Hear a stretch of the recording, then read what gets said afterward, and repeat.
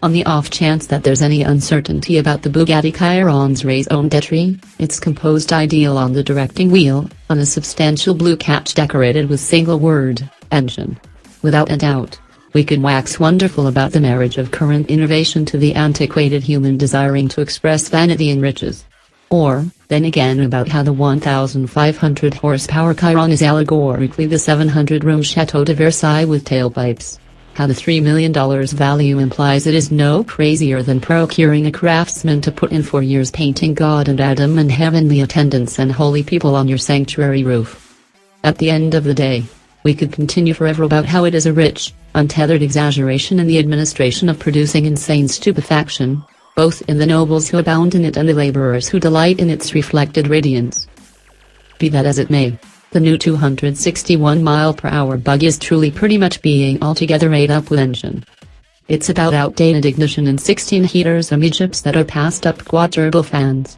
Push that engine catch in the 8.0-liter W16 lights, not with the ear-twisting bark of an Italian supercar. Bugatti figures it is over those sorts of awful kid-showy behavior, yet with the masculine burble of an apathetic 650 revolution per minute sit without moving. To reword Theodore Roosevelt, talk delicately and convey a bagnook. To be ruthlessly pessimistic, for that is the last asylum of plebeians who can't currently and never will have the capacity to manage the cost of a Chiron. This auto's a do-over. It's a reboot of the last decade thought for resuscitating a sleeping auto boutique with a moonshot building venture proposed to make sudden stunning exhibition. The 1,001 horsepower Veyron 16.4 was the busted sound wall, the Everest summit, the 4-minute mile. It was the auto that went 1 mile per hour quicker than a Peugeot P88, the speediest race auto on the Mulsanne Straight, in light of the fact that the benchmarks have all been bested, the overstatement all harped on. It appears to be silly to increase current standards again with another mid-engine two-situate roadster, such as selecting Superman in a CrossFit class in the expectations of augmenting the whole over those speeding shots.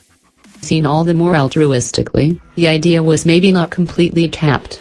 The Veyron may have enhanced extraordinarily amid its 10-year, 450 auto moderate dribble of a generation run, yet it's taking care of never transcended that of a blindingly quick Lexus. Not at all like a Lexus, it was uproarious inside, and not a decent sort of boisterous but rather a noisy born of droning tires and ticking injectors and buzzing extras and those incredible sucking bazookas behind your head.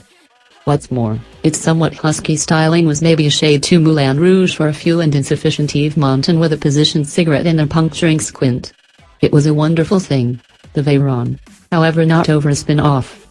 Sudden stunning exhibition is profoundly perishable, and designers dependably require new difficulties. Over some squid snack and other Portuguese delights at a Lisbon bistro close to the Tagus River, I am guaranteed that the Chiron was to be sure a commendable test. Et initially, clarifies skeleton improvement Hedgig and Schwab, the reasoning was simply to restyle the Veyron and wrench up the lift. In any case, everyone soon understood that going from 1200 pull in the most sizzling Veyrons, the Super Sport and the Grand Sport Vitesse, to a still drivable 1500 in the Chiron required something other than a great blow. In the long run, about each and every part number changed in the motor. Also, in the 7-speed transmission. What's more, in the 2 grips. What's more, the wheels, tires, brakes, and self-altering suspension. Also, the body, streamlined gadgets, and inside. Indeed, even the hand-painted, strong silver Bugatti grille identification got a facelift. The following morning I matched up with Le Mans champ and Games model veteran Andy Wallace for an impact through the moving inland areas of provincial Portugal. I once set an individual record of 204 miles per hour in a Veyron Super Sport in Spain. Yet I'm cautioned that Portugal is breaking down, with speed cameras and biker fluff who are glad to tail you to the closest ATM for on-the-spot accumulation.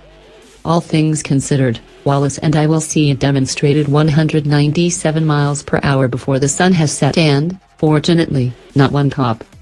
The generally few individuals who have driven a Veyron will see without a moment's delay that the Chiron is calmer inside and that it has a gentler ride.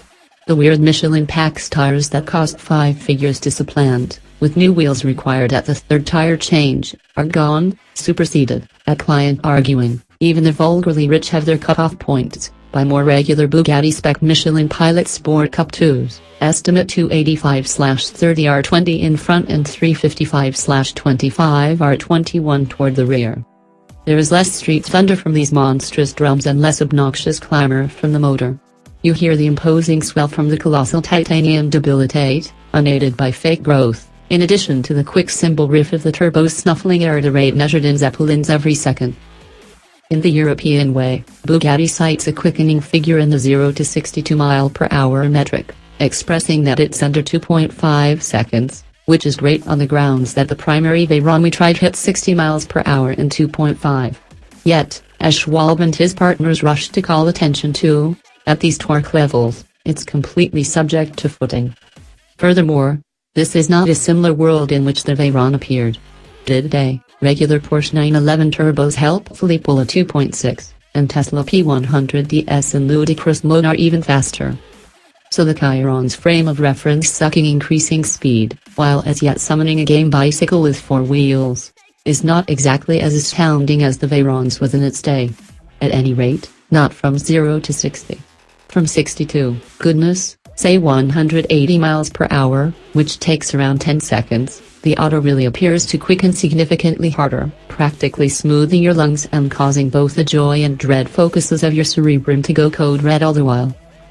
You can encounter this charging sensation over and again utilizing dispatch control, initiated by squeezing a huge catch just beneath the airbag on the guiding wheel, at that point applying firm, concurrent weight on the brake pedal and the quickening agent.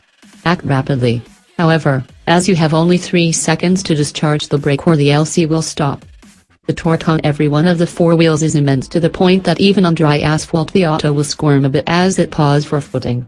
After 50 feet or so it connects totally, and the view will straighten and obscure. The Chiron is enhanced in such huge numbers of different courses too. The throttle, ready to summon a bonkers 1,180 pounds-to-foot of torque, answers with the slimmest deferral and slack, which means on nation paths you'll regularly bellow whoosh past loafers so rapidly that you'll be a few dozen auto lengths ahead before it strikes you to maneuver once more into your path. On the off chance that streets were striped on account of the Chiron, the tail of the dragon would be one major passing zone. The guiding now lives and inhales, the proportion having dropped from 18.0:1 in the Veyron to 16.4:1, and the rack speaks with your palms. The case sniffs the asphalt a little, sporadically following the changing camber and feeling out and out more natural. Settling on a fittingly silly cornering speed with such mystery in the Veyron, in the Chiron it's second nature even as rates stay ludicrous. Also, when you have to capture this movement, the AP Racing brake calipers and bramble carbon clay rotors show a sensitive movement belying their tremendous size. Maybe Louis Chiron's greatest accomplishment was being the most seasoned driver, 55, ever to contend in a Grand Prix. The huge C that characterizes the Chiron's side profile, and the spinal edge in the unrestrained range of LED emphasized lighting that severs the cockpit, is either a tribute to his name, to the somewhat far-reaching way Ettore Bugatti rendered the E in his own mark, or to the Type 57 SC Atlantic. The organization surrenders it over to you to choose. However, the Chiron is an out-and-out more intentional shape, a horseshoe grille pushed forward into the breeze to start a sleeker and to some degree tenser profile. The 8 LED headlights, which light up consecutively internal on startup, and the 82 LED taillight cutting-edge are bolting components, the last housed in a thin grass shearer processed from a 441 pound square of aluminum. As in the Veyron, the cockpit radiates gunning moderation, however the Chiron takes it much further. The inside stack resembles the 4 fingers of a metal shin anemone, the tips of which are advanced readouts that can let you know everything from the oil temperature to the maximum speed accomplished and the drive tap on the ebb and flow trip. Outline Chief Etienne Salome, a Parisian and perfectly custom-made blue silk who is as Bugatti gets, clarified that he didn't need an alt-TFT instrument group that is only a dim opening when the auto's off. At the point when a Chiron goes to Pebble Beach in 50 years and youngsters look in the window, I need them to see something, he stated, alluding to the huge simple speedometer in the focal point of 2 shading screens that, when on Exhibit Auto and Excursion Information, it said we found the middle value of 20 miles per gallon, in addition to a route outline. There is no plastic anyplace in the cockpit, we are told. On the off chance that it would seem that metal, it is metal. On the off chance that it would seem that calfskin, it is one of the 16 conceals that go into making every Chiron. 1 carat precious stones bolster the speaker's stomachs in 4 tweeters. Notwithstanding a level underbody plate with deliberately put air dams, in addition to an arrangement of pipes and supports in advance that make both a high weight zone in the wheels for cooling the brake rotors and a low weight air window ornament around the front wheels to suck out the hot air. There are 2 moving streamline components. Underbody folds forward of the front wheels modify their pitch with the auto's speed to enhance downforce, and the huge wing in back ascents on stilts, forcefully clouding the rearward vision whether it's contributed up 3 degrees top speed mode or 49 degrees noticeable all-around brake position. When you kill the Chiron, the wing does an interesting little move of hesitance, similar to a puppy unwilling to backpedal.